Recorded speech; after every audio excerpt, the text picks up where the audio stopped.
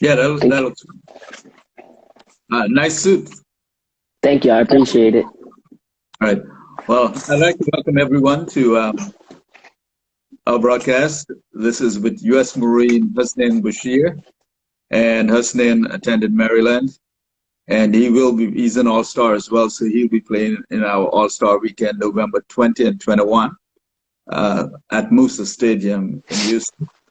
So let's start, Hussein, with 2019. What a great year for you. You started out as an American College Player of the Year. Your team then made the semifinals of the national championship and played on Sony television. Playing on Sony is a really big deal. Sony has been the biggest cricket broadcast in the world for years. And from the Marines, so you finished the year as a U.S. Marine. So we want to thank you for serving our country, first of all. But also, Thank you. let's start talking about, tell us your feelings about 2019 before we move to present day. So the biggest thing for me in 2019 was becoming a United States Marine. That's probably the biggest accomplishment I did in my life. The training was tough, but it was definitely worth it. As I heard, and as I know, yeah, it is extremely tough training. And you're right, we are very proud of your accomplishment as a U.S. Marine. Before that, of course, you took your team to the semifinals and played on Sony. What was that like for you? It was a great experience getting to play on TV, represent my university. Everybody on my team enjoyed it. We worked very hard all off season to get to that level, and I learned a lot as a captain during that time. And of course, prior to that, you began the year as having been selected already for your work as, an American college cricket player, as a college player of the year. So, pretty good year for you in 2019. Well, of Yes, course, I worked very hard for that. yep. Well, we all know what happened with 2020, not only for sports, but for the world. So it's been a time away from cricket, but you in the meantime have been forward in your studies and, of course, being a U.S. Marine.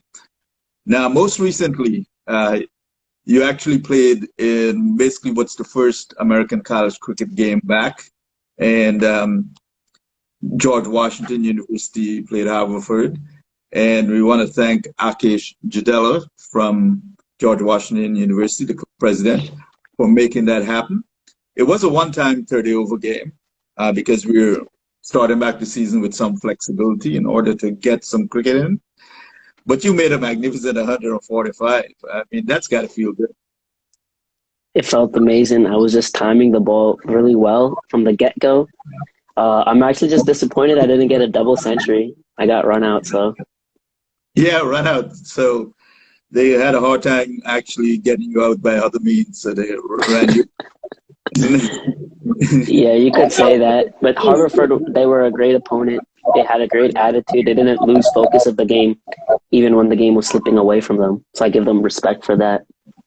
Well, that's good to hear. Here's the other thing. Cope Field is possibly, I'm almost certain, it's the oldest continuous cricket ground in the country. It's been in existence since the 1800s, and early American cricket greats like John Bart King played there. And I'm aware of the history. Even that pavilion is pretty old.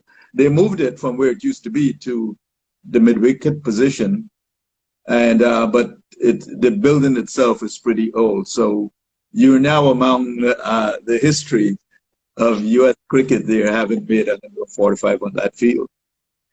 Yeah, for sure. It's a beautiful cricket ground as well. They have a museum there. I should have recorded my time in the museum. First time I'm in the cricket museum. So that was pretty awesome. Yes, the C.C. Morris Library, yeah. And they moved that into the pavilion. It used to be in one of the school buildings. That museum also played a large part in an exhibition, a cricket exhibition in 2011, which the MCC and the American Baseball Hall of Fame did a joint exhibition for 10 months on cricket at the Baseball Hall of Fame in Cooperstown. And it was a tremendous thing. C.C. Morris provided a lot of the material for that. So yeah, it's a great place to be. But absolutely, you're now among the greats. Your name having scored that Thank century. you. Now, the other thing for that, of course, is like I said, it's the first game that we've had coming back as American college cricket. So that must feel good to helping to get us started back playing. Yeah, for sure. I've been itching to play some American college cricket. I haven't played it ever since I joined the U.S. Marine Corps. So it was just great to get back on the field, score some runs, my team win, playing with a bunch of my friends from college. The other thing is, and I like what you said about this, you, of course, were a fast bowler.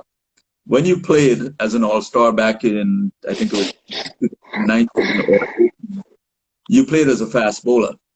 And with promise. I mean, you showed some good promise as a fast bowler. Never mind that you learned your cricket actually in college. Most people might think you've been playing all your life. No, you started playing cricket in college. Yeah. And when I asked you about the transition to being a batsman, you said something that was very brief but very notable. Basically, you talked about what it was to be a batsman in terms of how you approach hitting the ball. Tell me about that. So being a batsman is quite simple. You just play the ball on the merit, play it according to the field, and that's basically all you have to do as a batsman. If it's a good length delivery, you try to get a single off of it. If it's a half volley, hit it for a six. As a fast bowler, you got so many complications. Like you got to pitch the ball here, set the field like this. Oh, it's an edge and it's still 4 runs, even though it's a good ball. So as a fast bowler, it's a lot more difficult, I feel like, to play than as a batsman. As a batsman, it's just very simple. Bat on ball. Well, of course, I like that description. However, we know you got to have some degree of ability because the way you've picked up batting so quickly, there must be something there about your hand-eye coordination and so on, your ability to spot that ball early enough and then score the runs. So once you put it simply, and that's a good approach for anyone new to the game or trying to be a better batsman, you can just have that simple approach. It also requires some degree of skill. So congratulations for making that transition. I know, as you said too, it's less frustrating because as a fast bowler, you can get an edge and go for 4. So this must be more satisfying scoring the runs. Now, you'll also be playing November 20 and 21 in our All-Star Weekend at Musa Stadium, the wonderful Musa Stadium. And Saki Mohammed once more hosting there. You played there before, so I'm sure you're looking forward to that. Yes, I'm pretty excited to play there. It's the first time I played on a turf wicket, like an actual turf. I got my cricket spikes ready to play there, so it's going to be pretty exciting. I like the pavilion. The audience is amazing there. The stadium atmosphere, everything's just great about Musa Stadium. And thank you to Mr. Saki for setting things up. Yeah, and you, of course, had a good time there, and I'm sure you'll be looking to. We've had 3 centuries so far in our All-Star Weekend. 2 of them were actually in Canada, but 1 was at Musa Stadium. So perhaps you'll have your eyes on being the second one, as will the other guys, of course.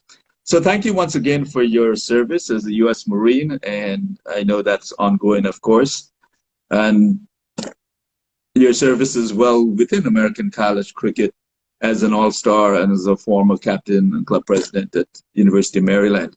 So all the best, and I look forward to catching up with you. Same here, sir. At Musa Stadium.